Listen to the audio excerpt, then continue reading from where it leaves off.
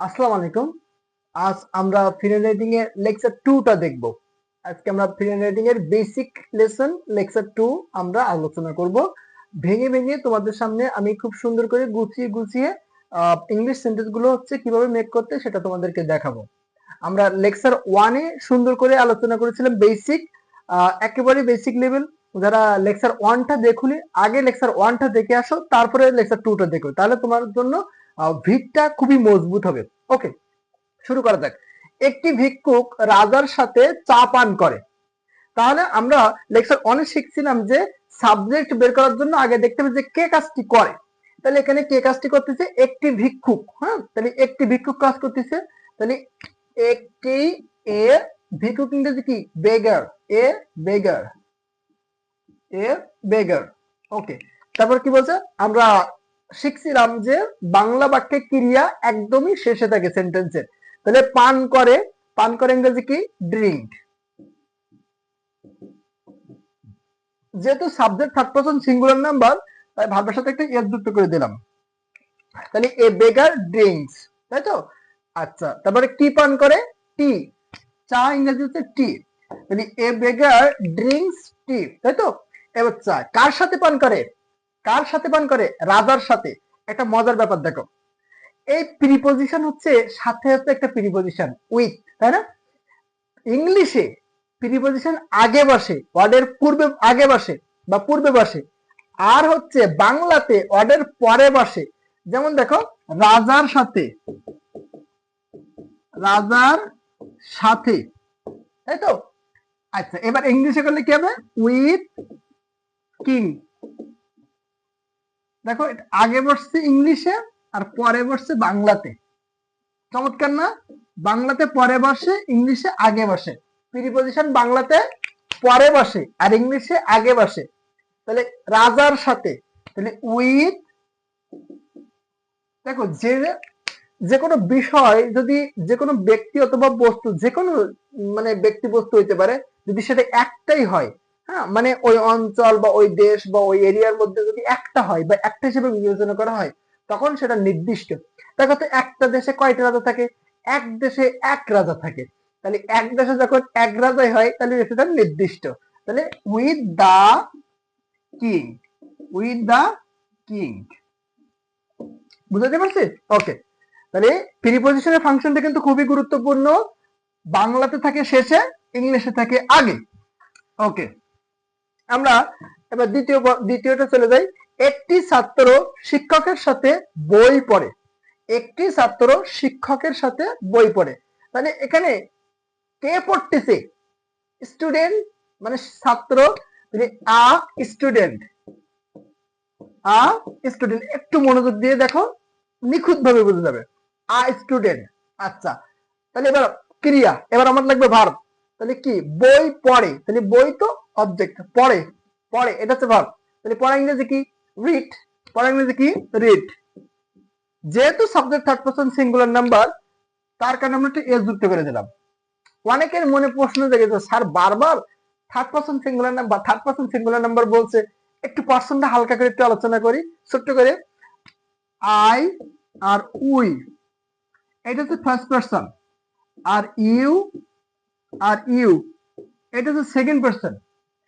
I হচ্ছে first person singular, we হচ্ছে first person plural, you হচ্ছে থার্ড পারসন সিঙ্গুলার, আবার ইউ হচ্ছে থার্ড পারসন প্লুরাল। তাহলে আমরা এই চারটা ফার্স্ট পারসন আর সেকেন্ড পারসন। ওকে, তুমি তো পার্সন মেলা ধরে জীবন ধরে শিখছো, এবার আমার কাছ থেকে একটু শিখে নাও। ফার্স্ট পারসন আর সেকেন্ড পারসন দেখছো? আমার মনে হয় সবাই বুঝে গেছে। আচ্ছা, এবার আমি ফার্স্ট পারসন আর সেকেন্ড পারসনটা মুছে দেখি, এর নির্দিষ্ট এই তিনটাই আছে, মানে আই উই আর দুটো মিলে একটা ধরো ইউ, তাহলে আই উই আর ইউ। ওকে, এবার বাকি থাকলো কি? Third person. থার্ড পারসন কি? সিঙ্গুলার আর প্লুরাল। এবার তুমি চিন্তা করো তো, এই পৃথিবীতে, এই মহাবিশ্বে তুমি যেটাই একটা চিন্তা করবা, আই উই আর ইউ এই তিনটা বাদ দিয়ে তুমি যেটাই একটা চিন্তা করবা, সেইটাই থার্ড পারসন সিঙ্গুলার। আর যদি তুমি একের অধিক চিন্তা করো, সেটা থার্ড পারসন প্লুরাল। সাপোজ মনে করো আমার হাতে একটা ঘড়ি আছে না, এই ওয়াচ, এটা কি বললা? ওয়াচ। এটা থার্ড পারসন সিঙ্গুলার। আমার হাতে একটা মার্কার আছে না, এই মার্কার, এটা থার্ড পারসন সিঙ্গুলার নাম্বার। তার মানে ওই যে আমার যে কণ্ঠস্বর একটা শোনা যাচ্ছে, এই থার্ড পারসন সিঙ্গুলার নাম্বার। ওই যে লাইট জ্বলতেছে, ওই light third person singular number. তার মানে তুমি যদি একটা চিন্তা করো, আই উই ইউ এই তিনটা বাদ দিয়ে যে কোনো একটা, তুমি যে কোনো একটা, সেটা থার্ড পারসন সিঙ্গুলার নাম্বার। আর যে তুমি একের বেশি চিন্তা করবা, একটা মার্কারের জায়গায় দুইটা মার্কার, একটা গরুর জায়গায় দুইটা গরু, একটা ফ্রিজের জায়গায় দুইটা ফ্রিজ, একটা টিভির জায়গায় দুইটা টিভি, একটা টেবিলের জায়গায় দুইটা টেবিল বা একের অধিক টেবিল, তখন সেটা থার্ড পারসন প্লুরাল। সহজ না? তাহলে ফার্স্ট পারসন আর সেকেন্ড পারসন বাদ দিয়ে তুমি যদি যে কোনো কিছু একটা চিন্তা করো, সেটা থার্ড পারসন সিঙ্গুলার। আর যদি তুমি একের অধিক চিন্তা করো, সেটা থার্ড পারসন প্লুরাল। এবার দেখো, এতগুলোর মধ্যে যেটা তুমি শুধু একটা চিন্তা করতে পারবা, সেই জায়গাটা শুধু ভার্বের সাথে এস বা এস যোগ হবে। ক্লিয়ার? ওকে, আমি বুঝতে পেরেছি মনে হয়। আরো যদিও না বুঝে থাকো, বারবার আলোচনা করতেছি, তোমার কানের দ্বারা এই গ্রামার গুলো বারবার রিপিটেশন হচ্ছে, তুমি এমনি বুঝে যাবে। তাহলে কি বলছে? আ স্টুডেন্ট রিডস, তাই তো? কি বলছে? তাহলে কি পড়ে? একটি ছাত্র শিক্ষকের সাথে বই পড়ে। তাহলে আগে তোমার অবজেক্ট, তাহলে কি পড়ে? বই পড়ে। তাহলে আ বুক। এবার একটা প্রশ্ন জাগতে পারে, স্যার এখানে তো আর্টিকেলস নাই, শুধু বই আছে, তাহলে আপনি আটা পাইলেন কি করে? দেখো, যখন তুমি সিঙ্গুলার নাউন ইউজ করবা, তুমি একটা পেন ইউজ করলা, সিঙ্গুলার নাউন। তুমি একটা বুক ইউজ করলা, ঠিক আছে? তুমি একটা ম্যান ইউজ করলা, তারপরে হচ্ছে তুমি একটা কি, তুমি একটা মার্কার ইউজ করলা, এগুলো সিঙ্গুলার না? যখন তুমি এরকম সিঙ্গুলার নাউন ইউজ করবা, তখন তোমাকে একটা আর্টিকেল তোমাকে নিতেই হবে, একটা আর্টিকেল তোমাকে নিতেই হবে, ঠিক আছে? এবার তুমি এও নিতে পারো, অ্যানও নিতে পারো। এবার দেখো, এখন প্রশ্ন থাকতে পারে, স্যার অ্যান কখন নিব? এখানে এই যে ফার্স্ট লেটার গুলো যদি ভাওয়েলস এর মতন সাউন্ড হয় এবং ভাওয়েলস থাকে, তাহলে এখানে তুমি অ্যান বসাবা এর জায়গায়। আর যদি কনসোনেন্ট থাকে, তাহলে তুমি এ বসাবা। এখন প্রশ্ন আসছে না, স্যার ভাওয়েলস কারা? A, E, I, O, U. A, E, I, O, U, এই পাঁচটা হচ্ছে ভাওয়েলস। এই পাঁচটা বাদ দিয়ে বাকি সবগুলো হচ্ছে কনসোনেন্ট।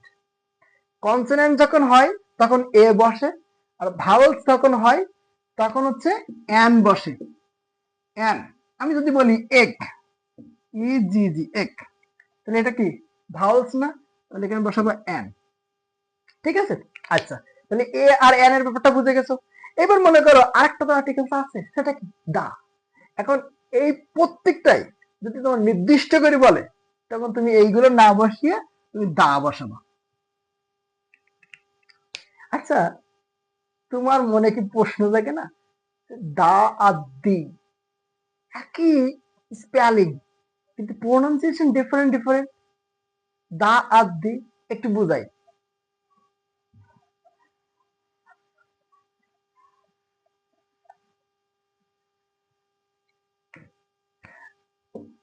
দা, টি এইচ ই, আর দি, টি এইচ ই। দেখো, স্পেলিং, ইংলিশ স্পেলিং কিন্তু সেম আছে, T H E, T H E, কিন্তু প্রোনাউন্সিয়েশন মানে তার উচ্চারণের ক্ষেত্রে কিন্তু আমরা ডিফারেন্ট ডিফারেন্ট করতেছি। সেটা কিসের উপর ডিপেন্ড করে জানো? জানো? সত্যি বলো তো, জানো? না, তুমি জানো না। না, অবশ্যই তুমি জানো। আচ্ছা ঠিক আছে, আমি একবার বলে দিই, যদিও তুমি জানো অথবা তুমি না জানো। দেখো, আমরা দা ইউজ করব তখনই যখন এর পরের যে ওয়ার্ডটা থাকবে, ওই ওয়ার্ডের ফার্স্ট লেটারটা তখন কনসোনেন্ট থাকবে। যদি আমি বলি দা পেন, ঠিক আছে? এখন দেখো, এখানে এই পিটা কি কনসোনেন্ট না? এই পিটা কনসোনেন্ট, যার কারণে আমরা তখন উচ্চারণ করবো কি দা পেন। এবার দেখো, যদি আমরা বলি ওপেনার, তখন কি আমরা কি বলবো? দি ওপেনার, কারণ ওটা কি ভাওয়েলস না? তাহলে ভাওয়েলস এর আগে উচ্চারণ হবে দি, আর কনসোনেন্টের আগে উচ্চারণ হবে দা। কনসোনেন্টের আগে উচ্চারণ হবে কি দা। এটা মনে রাখার শর্টকাট টেকনিক বলবো। দেখো, কনসোনেন্ট অনেকগুলো না? তাহলে অনেকগুলো যদি হয়, তাহলে দা দিয়ে তুমি সব কোপায়ে গোলা কেটে দাও। তাহলে দা দিয়ে কোপায়ে গোলা কাটবা কার? কনসোনেন্টের। আর বাকি, তাহলে এইটা মনে রাখলে আর তোমার ভাওয়েলস তো মনে রাখা লাগতেছে না। তাহলে দা দিয়ে সবগুলোর গোলা কেটে দাও, তাহলে অনেকগুলো করে কনসোনেন্ট, তাহলে মনে হয়ে গেল। ওকে, তাহলে আমরা দা ও দি শিখে গেলাম, আর্টিকেলস মোটামুটি একটু শিখে গেলাম। আচ্ছা, এবার কি, তাহলে আমরা এখানে সিঙ্গুলার নাউন ইউজ করলে আমাদের একটা আর্টিকেলস আপনা আপনি আনতে হবে। তুমি এ আনো আর অ্যান আনো, আমি শিখাইলাম কখন এ আনতে হয়, কখন অ্যান আনতে হয়, কখন দা আনতে হয়। এবার বলছে শিক্ষকের সাথে, দেখো এই নাউন আর এই হচ্ছে প্রিপোজিশন। আমরা শিখছিলাম না যে বাংলাতে প্রিপোজিশন শেষে থাকে আর ইংরেজিতে প্রিপোজিশন আগে আসে, তাহলে আমরা এটাকে আগে আনি, with teacher, with the teacher, আমি দা নির্দিষ্ট করে বলে দিলাম, উইথ দা টিচার। ওকে, তারপরে একটি মেয়ে মঞ্চে গান গায় বন্ধুদের সাথে, একটি মেয়ে মঞ্চে গান গায় বন্ধুদের সাথে, তাহলে একটি মেয়ে আ গার্ল, আ গার্ল, একটি মেয়ে গান গায়, ভার্ব করা গান গাওয়া, তাহলে সিং। আচ্ছা, সাবজেক্ট যেহেতু থার্ড পারসন সিঙ্গুলার নাম্বার, তাহলে এস। দেখো তো subject third person singular number কিনা, তুমি আমি যা বুঝিয়েছিলাম একটু মিলিয়ে দেখো তো। আই আছে না, উই আছে না, ইউ আছে না, তাহলে ফার্স্ট পারসন সেকেন্ড পারসন বাদ। আচ্ছা, এবার থার্ড পারসনে আসুন, একটি মেয়ে, একটা না একাধিক, একটা, তাহলে সিঙ্গুলার, তাহলে থার্ড পারসন সিঙ্গুলার হলে বারবার সাথে এস বেস। আমার মনে হয় বুঝে গেছেন। আচ্ছা, তাহলে একটি মেয়ে আ গার্ল সিং, কি করে, আ গার্ল সিং গান গায়, তাই তো, sing a song, sing a song, song মানে কি গান, সং মানে কি গান, সিঙ্গুলার নাউন হইলে আর্টিকেলস ইউজ করতে, তাই আমরা এ ইউজ করছি। তাহলে a girl sing a song, কোথায়, কোথায় বলো, কোথায়, মঞ্চে, মঞ্চে, তাহলে a one the S T A S T A G E, stage, on the stage. আচ্ছা, এখন প্রশ্ন আসতে পারে যে স্যার এখানে একটা শব্দ শুধু মঞ্চ, আর আপনি এখানে তিনটা শব্দ আনছেন একটা শব্দের জন্য, মানে এটা কিভাবে, তাহলে আমরা কিভাবে পারবো, এত কঠিন মনে হচ্ছে না? না, কঠিন না, ব্যাপারটা আমি একটু সহজে বলি। মঞ্চ, এখন এই মঞ্চের কথাটা তুমি একটু শুধু বলো, হিসাব করে বলো তো, যে মঞ্চে যখন গানটা করে সে তো মঞ্চের উপরে ওঠে, কারণ যখন তুমি সাবজেক্ট ভার্ব অবজেক্টের বাইরে যাবা তখন তোমাকে কি করতে হবে জানো, একটা প্রিপোজিশন এনে এনে তোমাকে যুক্ত করে করে বড় করতে হবে। কথা বুঝাইতে পারি রে? আমি আর একটু ভেঙে ভেঙে বলি, দেখো আমরা যখন লেকচার 1-এ ছিলাম তখন শুধু সাবজেক্ট ভার্ব আর অবজেক্ট নিয়ে আলোচনা করছি, ঠিক আছে, বাট আমরা লেকচার যখন 2-তে আসছি তখন আমাদের লাইনটা আর একটু বড় হচ্ছে, লেকচার 3-তে গেলে আরো একটু বড় হবে। এবার দেখো এখানে ব্যাপারটা হচ্ছে যে তুমি সাবজেক্ট লিখছো, ভার্ব লিখছো, অবজেক্ট লিখছো, এখানে তোমার প্রিপোজিশনের কোনো অংশ আসি নাই, এখানে প্রিপোজিশনের অংশ আসবেও না, ঠিক আছে। যদি বলি যে আই গো টু স্কুল, জাতীয় সেন্টেন্স না। এবার যদি বলি সাবজেক্ট কিনা, স্যার আই সাবজেক্ট, ভার্ব কিনা গো ভার্ব, আর অবজেক্ট কিনা টু স্কুল, না এটা এটা সত্য কথা না, এটা চরম মিথ্যা কথা। তোমাকে যে শিখিয়েছে, তোমাকে যারা শিখিয়েছে তারা চরম মিথ্যাটাও শিখিয়েছে। এখানে টু স্কুল এটা সাবজেক্ট অবজেক্ট না, এটা হচ্ছে একটা প্রিপোজিশনাল ফ্রেজ, এটা একটা প্রিপোজিশনাল ফ্রেজ। যদি এটা অবজেক্ট হতো তাহলে তুমি এটা প্যাসিভ ভয়েস করতে পারতা, প্যাসিভ ভয়েস করতে পারতা, বাট এটা অবজেক্ট না বিধায় এটা তুমি প্যাসিভ ভয়েস করতে পারো না। তুমি এটাতে চেষ্টা করে দেখো প্যাসিভ ভয়েস করা যায় কিনা, করা যায় না। কিন্তু এবার তুমি এইটাতে চেষ্টা করে দাও, আই ইট রাইস, এটাতে প্যাসিভ ভয়েস করার চেষ্টা করো তো অবশ্যই পারবা, rice, rice is eaten by me, এই দেখো ভয়েস চেঞ্জ করতে পারছো।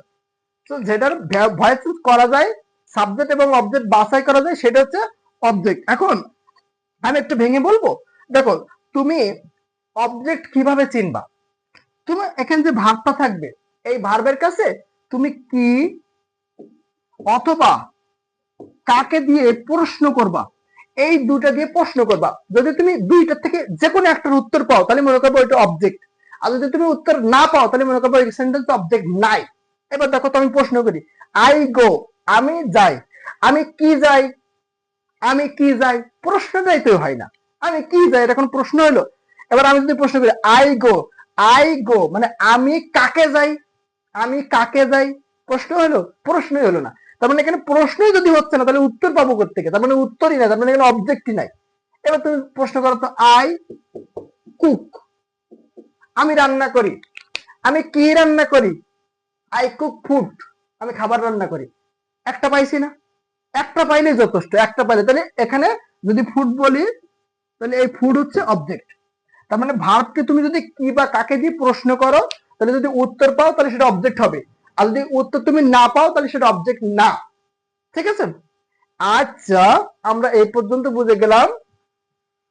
এরপরে আমরা যেখানে বুঝাচ্ছিলাম সেখানে আবার চলে আসে।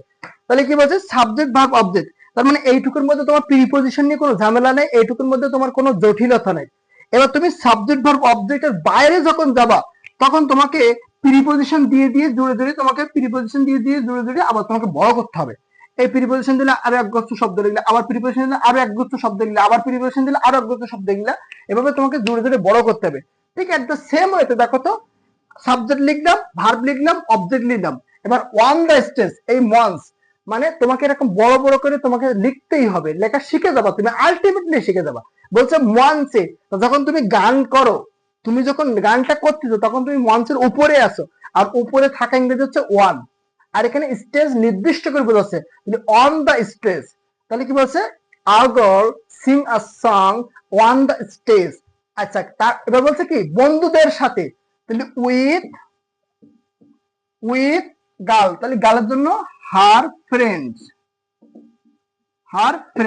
এখন প্রশ্ন হচ্ছে হারটা কোথা থেকে আসলো? এখন তুমি একটু সাজিয়ে বলো তো, যে একটি মেয়ে মঞ্চে গান করে তার বন্ধুদের সাথে, এরকমটা না? তাহলে তার বন্ধুদের সাথে, তার বন্ধুদের সাথে। এখন তার মানে কি? তার মানে হচ্ছে হার। তাহলে স্যার এই হারটা আবার কোথা থেকে আসলো? দেখো, এই তার বলতে আমরা তো মেয়েটাকে বলছি, তাহলে মেয়েটা ইংরেজি কি? সি না? মেয়েটা ইংরেজি সি। তাহলে সি যদি হয় তাহলে এটা সাবজেক্টিভ হইলে তাহলে এটার অবজেক্টিভ কি? হার। এটা পজিটিভ কি? হার। তাহলে এইটা তো পজিটিভ রূপ। কিভাবে বুঝলাম পজিটিভ রূপ? কারণ পজিটিভের পর একটা নাউন থাকে। পজিটিভের পরে কি থাকে? নাউন থাকে। পজিটিভের পরে কি থাকে? নাউন থাকে। তার মানে হার ফ্রেন্ড, দেখো এখানে একটা নাউন আছে। অনেকের এই জায়গাটা ডিফিকাল্ট মনে হচ্ছে, তাই না? যে এইখানে দুইটা একসাথে হার আছে, তাহলে বুঝবো কিভাবে কোন হার সাবজেক্ট অবজেক্টিভ আর কোন হার পজিটিভ? দেখো একটু ক্লিয়ারলি বলি। আমি বললাম যে আই লাইক হার, আর আমি বললাম আই লাইক হার পেন। দেখো এখানে এই হারটা শুধু একা আছে, তাহলে এটা হচ্ছে অবজেক্টিভ। ঠিক আছে? আর এই হারের পরে দেখো একটা নাউন আছে, তাহলে এই হারের পরে নাউন থাকায় এই হারটা হচ্ছে পজিটিভ। ঠিক দেখো এখানে এরপর একটা নাউন আছে, তাহলে হারটা কোথা থেকে আসছে বুঝছো? ওকে, আমি বুঝাতে মনে হয় বুঝাতে পেরেছি। আচ্ছা, ও সরি, উত্তর লিখে ফেললাম, উত্তর মুছে ফেললাম। উইথ হার আর I mean this friends. Okay, তারপরে কি বলছে? একজন লেখক গল্প লেখে পাঠকদের সাথে, তাহলে কে লেখে? হ্যাঁ, একজন লেখক, লেখক ইংরেজি কি? রাইটার। তাহলে রাইটার, রাইটার। আচ্ছা, কি বলছে? একজন লেখক গল্প লেখে, লেখা, লেখা ইংরেজি কি? লেখা ইংরেজি রাইট। লেখে, লেখে, এ আছে রস্যই ইয়া ও।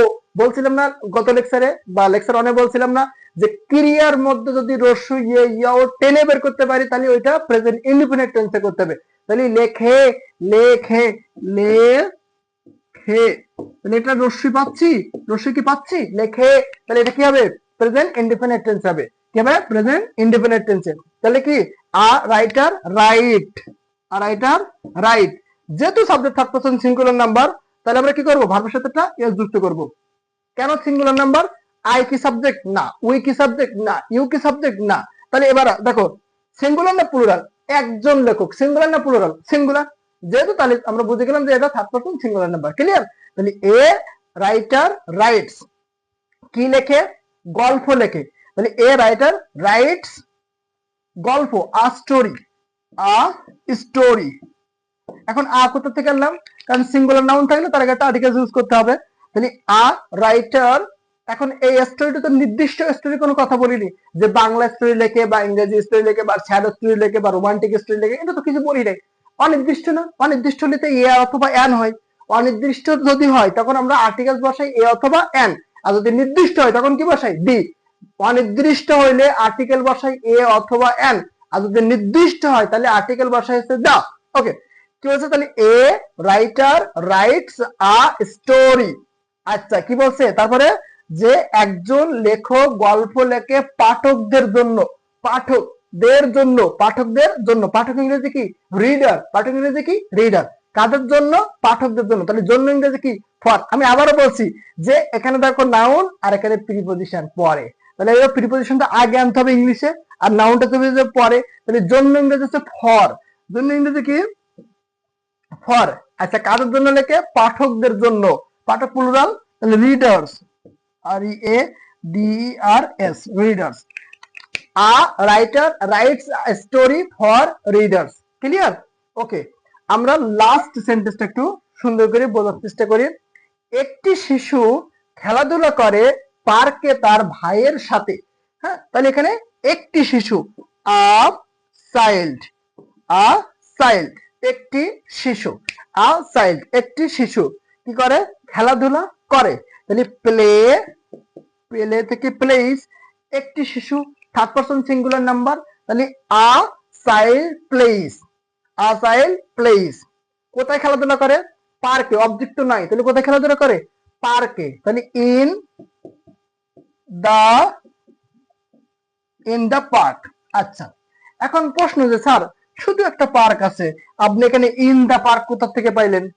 এখানে ওয়ান দা স্টেজ পাইলাম যেখান থেকে, এখানেও ইন দা পার্ক পাইলাম। এখন প্রশ্ন যে ইন আর এখানে বসাইছেন ওয়ান, দেখো প্রিপজিশন তোমাকে শিখতেই হবে, ঠিক আছে? তুমি আজকের লেকচারে তো দুটো প্রিপজিশন পাইছো, তোমার এভাবে তোমাকে লেকচারও বাড়তে থাকবে, তুমি প্রিপজিশন একটা দুটো করতে করতে তুমি দেখবে আলটিমেটলি তুমি সব প্রিপজিশন শিখে গেছো, চাপ নেওয়ার দরকার নাই। এখানে ওয়ান বসাইছিলাম স্টেজের উপরে ছিল তাই, আর এখানে ইন বসাইছি শিশুটি পার্কের মধ্যে খেলা করতেছিল, শিশুটি পার্কের মধ্যে বা ভিতরে খেলা করতেছিল। যখন কোনো কিছুর ভিতরে খেলা করা হয় বা কোনো কিছুর ভিতরে থাকা অবস্থান করা হয় তখন আমরা ইন ইউজ করি। তাহলে পার্কের মধ্যে, তাহলে ইন দা পার্ক, আর এখানে পার্কের দাটা কেন বসেছে? পার্কটাকে নির্দিষ্ট করে বলছে, তাহলে in the park, in the park. তারপর কি বলছে? যে একটি শিশু খেলাধুলা করে পার্কে তার ভাইয়ের সাথে, তার ভাই মানে কি শিশুটির ভাই। আচ্ছা এখানে সাথে আমরা আগে আসবে কারণ প্রিপজিশন সবসময় আগে আসে, তাহলে উইথ, যেহেতু এখানে এই জেন্ডারটা ক্লিয়ার না, জেন্ডারটা যখন ক্লিয়ার না থাকে তখন আমরা হিজ অথবা হার বোথটাই বসাইতে পারি। তাহলে বসালাম his, his brother, his brother. আসলে অ্যাডজেক্টিভ সবসময় পুরুষদেরকে বেশি প্রায়োরিটি দেওয়া হয়, এটা আমি আমার দোষ না বা আমি নিজে ইচ্ছা করে লিখলাম এরকমটা না, গ্রামারে আসলে এরকমটা করা হয় যে সবসময় পুরুষদের বা ছেলেদেরকে বেশি প্রায়োরিটি দেওয়া হয়, মেয়েদেরকে একটু নেগলেক্ট করা হয়। এটা কেন করা হয় আই ডোন্ট নো, আমার কাছে এটা জিজ্ঞেস করে না। ওকে, তাহলে আমরা টোটালটা একবার রিভিশন দিয়ে নেই। একটি ভিক্ষুক, আ বেগার, কি বলে পান করে, পান করে, ড্রিঙ্কস, কি পান করে? চা পান করে, কার সাথে? রাজার সাথে, উইথ মানে সাথে, আর দা কিংস মানে রাজা, রাজা একজনই হয় যার কারণে এখানে নির্দিষ্ট তাই দা ইউজ করছে। একটি ছাত্র শিক্ষকের সাথে ব্যাকরণ, সরি একটি ছাত্র শিক্ষক, একটি ছাত্র শিক্ষকের সাথে বই পড়ে, তাহলে আ স্টুডেন্টস, একজন ছাত্র। তারপর কি বলছে? রিডস মানে হচ্ছে কি পড়ে, পড়ে ইংরেজি কি রিডস, কি পড়ে? বই, একটি বই, কার সাথে? শিক্ষকের সাথে, শিক্ষকের সাথে। ক্লিয়ার? ওকে, একটি মেয়ে মঞ্চে গান গায় বন্ধুদের সাথে, একটি মেয়ে, আ গার্ল, কি করে? গান গায়, গান, তাহলে গাওয়া ইংরেজি কি? সিং, সাবজেক্ট যেহেতু থার্ড পারসন সিঙ্গুলার তাই এস বেস যোগ করছে। তারপর কি করে? গান, গান ইংরেজি কি?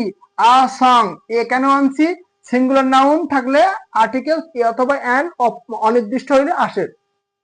মঞ্চে, ওয়ান দা স্টেজ, ওয়ান দা স্টেজ, কেন এখানে ওয়ান বসাইছি? কারণ স্টেজের উপরে বালিকাটি গান করতেছিল, উপরে বালিকাটি গান করতেছিল। আর এখানে দা কেন বসাইছি? স্টেজটা নির্দিষ্ট করে বলছি যে স্টেজের উপরেই বালিকাটি গান করতেছিল, এখানে নির্দিষ্ট করে বুঝাইছি, তাই এখানে দা ইউজ করছি। আর ওয়ান কেন ইউজ করছি? বালিকাটি স্টেজের উপরে ছিল, তোমাকে এরকম করে অর্থটা করে বের করতে হবে। তারপর কি বলছে? বন্ধুদের সাথে, তাহলে কি বন্ধুদের সাথে, বা সরি এখানে মেয়ে তো বান্ধবীদের সাথে হবে। বান্ধবীদের সাথে, তাহলে উইথ সাথে, হার ফ্রেন্ডস বান্ধবীদের সাথে। একজন লেখক গল্প লেখে পাঠকদের জন্য। একজন লেখক আ রাইটার। তারপর হচ্ছে কি লেখে ইংরেজি কি রাইট, যেহেতু subject third person singular number তাই এস যোগ করছি, তাহলে আ রাইটার রাইটস। কি লিখে? গল্প। আ স্টোরি, তাহলে স্টোরি ইংরেজি কি, সরি গল্প ইংরেজি কি স্টোরি। কাদের জন্য? জন্য ইংরেজি কি ফর, ইংরেজি কি ফর। পাঠকদের জন্য রিডার্স। তিনটে প্রিপোজিশন শেখাইছে, ওয়ান শিখছি, ফর শিখছি, ইন শিখছি। তারপরে একজন শিশু বা একটি শিশু আ চাইল্ড কি করে? আ চাইল্ড কি করে? খেলাধুলা করে। প্লেস, যেহেতু subject third person singular number তাই এস বেস যোগ করছি, তাহলে আ চাইল্ড প্লেস কি করে? পার্কের মধ্যে খেলা করে, পার্কের মধ্যে, তাহলে ইন দা পার্কের মধ্যে। স্টেজের উপরে, ওয়ান দা স্টেজ, পার্কের মধ্যে, ইন দা পার্ক। তার ভাইয়ের সাথে ইংরেজি কি উইথ। তার ভাই হিজ ব্রাদার। আর সাথে ইংরেজি কি উইথ। সো আমি যথাসাধ্য সর্বোচ্চ চেষ্টা করছি তোমাদেরকে লেসনটা খুব সুন্দর করে বুঝিয়ে দেওয়ার। আমি আশা করব তোমরা বুঝে গেছো, বাট আমি অনেক পরিশ্রম করছি তোমাদের এই লেসন গুলো করার জন্য। সো তোমাদের যদি একটু দয়া মায়া হয়, তাহলে দয়া করে মায়া করে ভিডিওটা তোমার বন্ধুদের কাছে একটু শেয়ার করে দিও, যাতে ভিডিওটা সবার কাছে ছড়িয়ে যায়, যাতে সবাই শিখতে পারে, সবাই শিখে ইংরেজিটা সবার কাছে যেন সহজ মনে হয়, ইংরেজিটা যেন মনে হয় আসলেই কঠিন না, গ্রামার যেন মনে হয় আসলেই কঠিন না।